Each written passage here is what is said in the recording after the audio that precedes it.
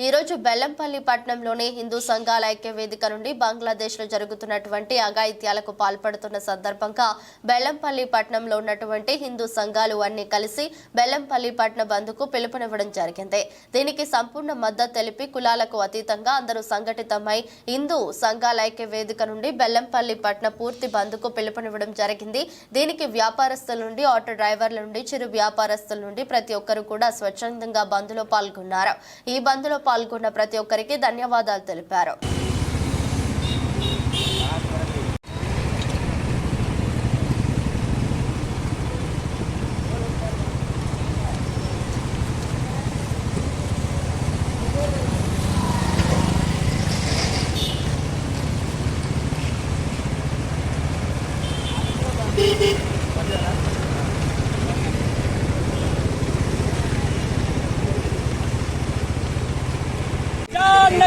जय बोलो हनुमान की, जोर से बोलो, प्यार से बोलो, जय श्री राम, जय श्री राम, तन से बोलो, मन से बोलो, जय श्री राम, जय श्री राम, जय श्री राम, जय श्री राम, जय श्री राम, जय श्री राम, भारत माता की जय, जय श्री राम, जय श्री राम, जय श्री राम, जय श्री राम, राम लक्ष्मण जानकी, जय बोलो हनुमान की, राम लक्ष्मण जानकी, जय बोलो हनुमान की, राम लक्ष्मण जानकी, जय बोलो हनुमान की, जय जय जय जय जय जय श्री राम, जय जय जय जय जय श्री राम.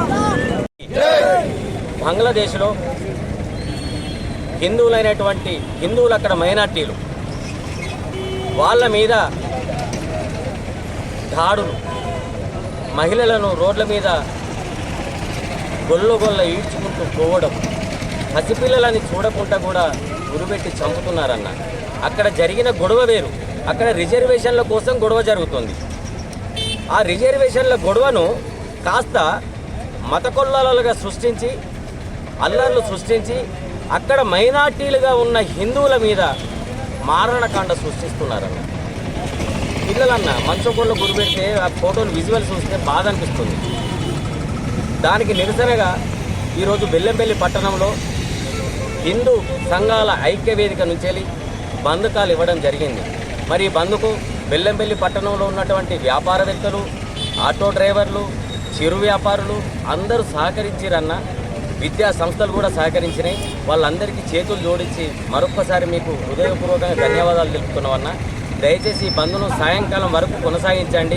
మన ఇంట్లో ఒక అశుభ కార్యం జరుగుతూనే ఒక 3 రోజులు 4 రోజులు ఎటువంటి కార్యక్రమాలు చేసుకోవన్నా. మేము హిందువులం, కులం అనేది మాకు గడప లోపటనే, గడప దాటితే మేము అందరం హిందువులం. అక్కడ చనిపోతున్న వాళ్ళు కూడా హిందువులే. వాళ్ళ కోసం సంఘీభావంగా ఒక్కరోజు నిరసన కార్యక్రమం అంటే బంధుతోటి నిరసన తెలుపుతున్నాం. స్వచ్ఛందంగా అందరూ సహకరిస్తున్నారు దీనికి.